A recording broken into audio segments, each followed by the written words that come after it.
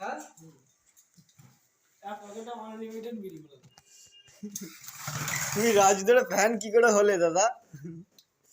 রাজুদা আমি একদিন কি বলবো ভাই, রাজুদার যে পকেট পরোটাটা আছে আমি জানতাম না যে ওখানে রাজুদার পকেটে পরোটা থাকে বলে। আমি গিয়েছিলাম শিয়ালদা সিনেমা, ওই সাইডে সিনেমা হল একটা আছে। আচ্ছা আচ্ছা। আমি সিনেমা একটা মালকে নিয়ে গিয়েছিলাম দেখতে। ও তখন আমার সিনেমা চালু হওয়ার সময় ভাই কি বলবো রে ভাই, সিনেমা চালু হওয়ার সময় বলছে 3টে পরোটা, একটা কাঁচা লঙ্কা, এক টুকরো পেঁয়াজ, একটা সিদ্ধ ডিম, আনলিমিটেড তরকারি, 30 টাকা। আমি বলি 30 টাকা তো ভালো, আমার কাছে তো পয়সা তো আছেই 30 টাকা।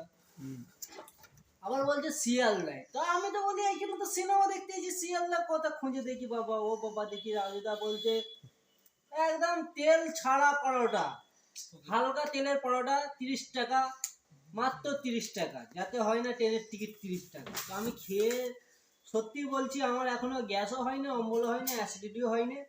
আই এম ফ্রি মাইন্ডে গেলাম, খেলাম, আমার মালকেও খাওয়ালাম, আবার বাড়ি চলে এলাম। আমি রাজুদা সত্যি বলছি বিশাল বড় বিগ ফ্যান।